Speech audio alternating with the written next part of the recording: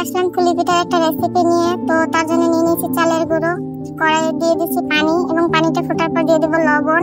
পানিটা ভালোভাবে ফুটলে দিয়ে দেবো চালের গুঁড়ো। আপনারা চাইলে এখানে আটা বা ময়দা যা খুশি ইউজ করতে পারেন।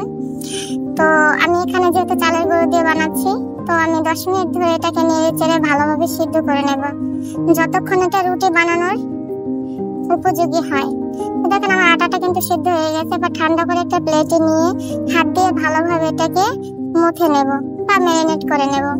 তো আমার আটাটা ভালোভাবে ম্যারিনেট হওয়ার পরে এটাকে ছোট ছোট লেচি কেটে নিয়েছি এবং লেচিগুলোকে সুন্দরভাবে আমি আবার আটার ডোয়ের মতো করে নেব।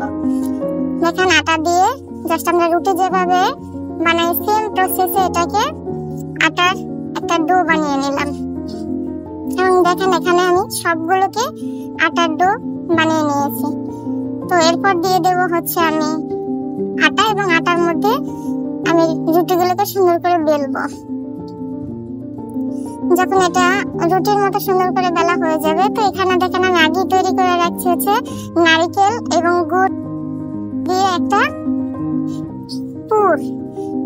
এখন দেখেন আমি রুটিটাকে কিভাবে কাটি একটা ডাব্বার মুখা দিয়ে।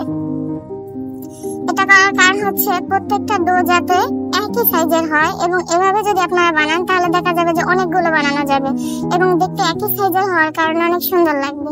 তো দেখেন আমি আটার ডোয়ের ভিতরে পুর দিয়ে কিভাবে ফুলিগুলো বানাই, ফুলি পিঠাগুলো। তো দেখেন আমি সবগুলোর মধ্যে এভাবে পুর দিয়ে নিচ্ছি। দেখেন সবগুলোর মধ্যে এভাবে পুর দেওয়া হয়ে গেল। আমি এখন একটু ডিজাইন করে নেব।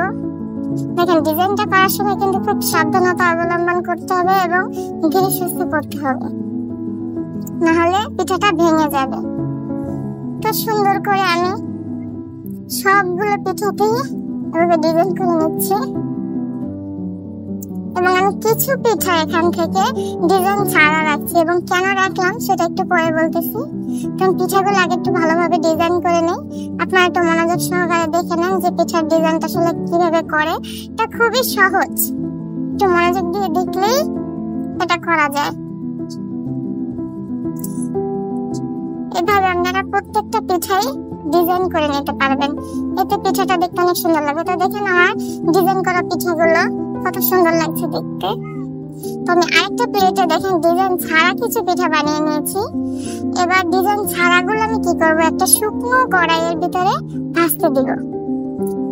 আমরা সচরাচর দেখা যায় যে তেলে ভাজি, কিন্তু এই শুকনো ভাজাটা খেতে তেলে ভাজাটার থেকে অনেক বেশি সুস্বাদু হয়।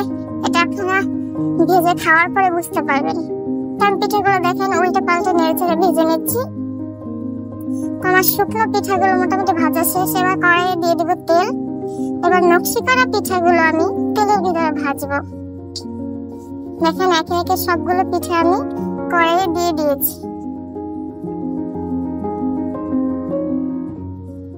এবার সবগুলো পিঠা দেওয়ার পরে আমি একটু উল্টে পাল্টে ভেজে নিলাম। এখন পিঠাগুলো কত সুন্দর একটু ব্রাউন কালার যখন হয়ে যাবে বা একটু হালকা লালচে কালার হয়ে যাবে, তখন পিঠাগুলো তুলে নেব। তো দেখেন আমার ভাজা কমপ্লিট। তো দেখেন একটা প্লেটের ভিতরে আমি 2 ধরনের পিঠে নিয়ে নিয়েছি। তো দেখেন তেলে ভাজাগুলো এক সাইডে এবং সাদা পিঠেগুলো হচ্ছে তেল ছাড়া ভাজা। তো ওটাই বেশি খেতে আমার কাছে ভালো লাগে।